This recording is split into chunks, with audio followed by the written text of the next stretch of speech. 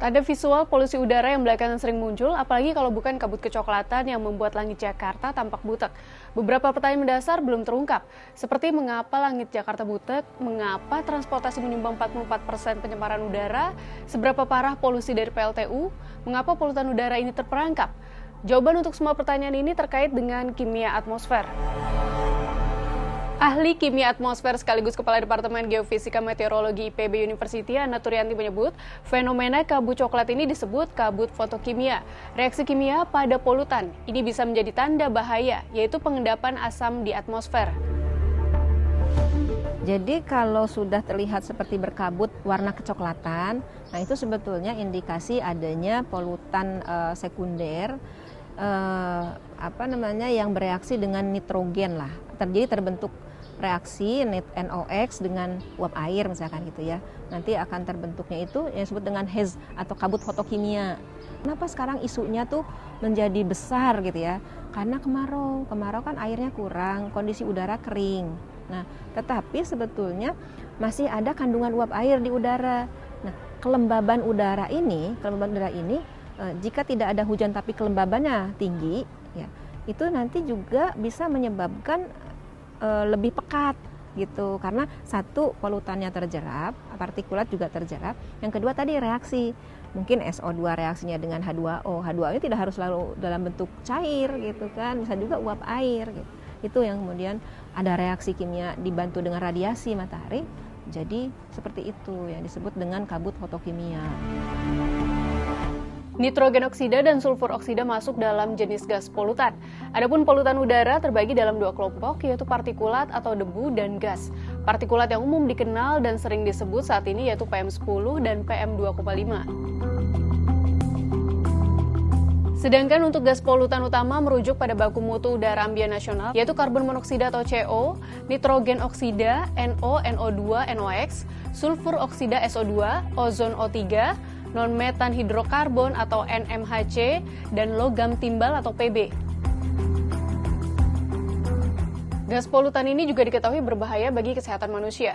Karbon monoksida jika dihirup secara terus-menerus dalam dosis rendah dapat membahayakan kesehatan jantung, otak, dan paru-paru. Nitrogen oksida dapat menyebabkan iritasi pada sistem pernapasan, mata, dan kulit.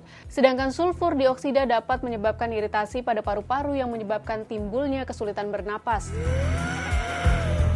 Sekarang kita bedah soal sumber gas polutan yang disebut Menteri Lingkungan Hidup dan Kehutanan Siti Nurbaya Bakar, yaitu 44% dari kendaraan bermotor dan 34% dari PLTU. Intinya, kendaraan dan PLTU sama-sama menghasilkan emisi polutan karena pembakaran bahan bakar fosil, yaitu minyak bumi dan batu bara. Kalau dari kendaraan bermotor itu selain tadi ada partikel yang keluar, kemudian ada karbon monoksida kalau idle, kalau lagi macet. Karena apa? Karena pembakaran tidak sempurna itu menghasilkan CO.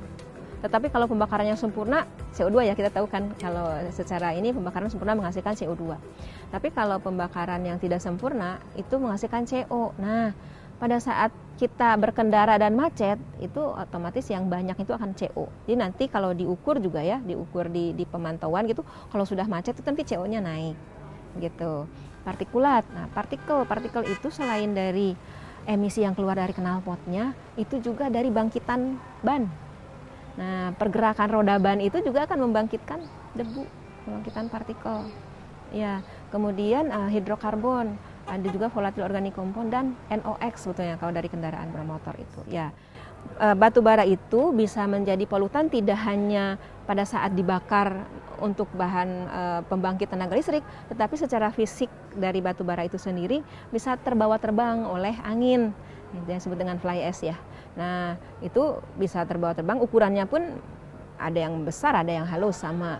Dan yang lebih berbahaya lagi dari batu bara itu kan mengandung sulfur, ya, dan juga nanti bisa ditelusuri sebetulnya dari warnanya ada kelihatan gitu, black carbon misalkan.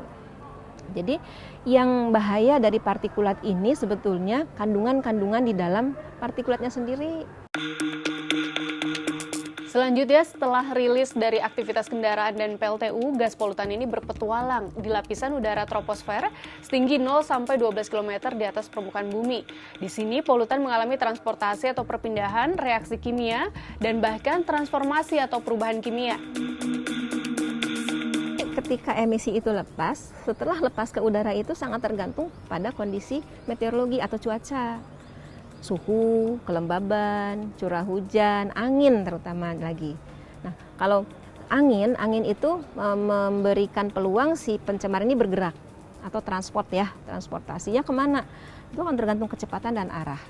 Gitu. Kalau kecepatannya rendah, maka si polutan ini akan cenderung cepat jatuh, akan cepat tertumpuk, terakumulasi di situ gitu kan. Nah, ini kalau anginnya rendah. Tapi kalau anginnya tinggi itu seberapa sih?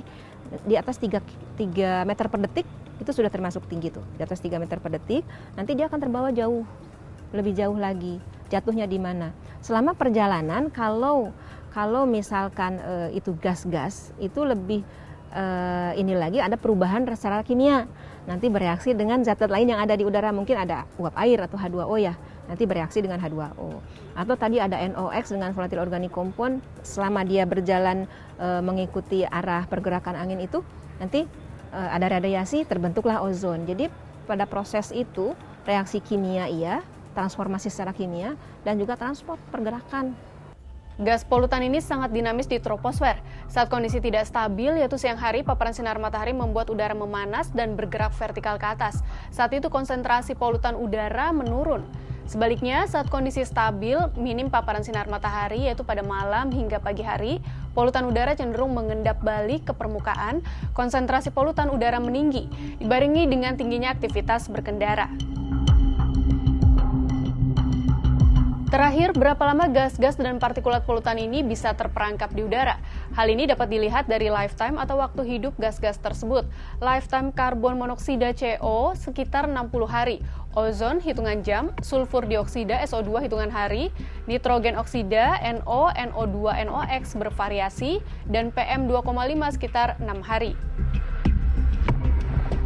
Dari semua penjelasan ini, setidaknya kita lebih tahu karakteristik polutan udara. Sekarang tinggal menerapkan strategi dan kebijakan jitu untuk mengurangi kadar polutan udara. Kebijakan ini idealnya menyasar langsung pada pengendalian sumber polutan. Jangan juga terlena dengan prediksi musim hujan yang akan meredakan polusi udara pada Oktober nanti. Jika tak ditangani dari sekarang, siklus polusi udara akan datang di tahun-tahun mendatang akan lebih buruk lagi.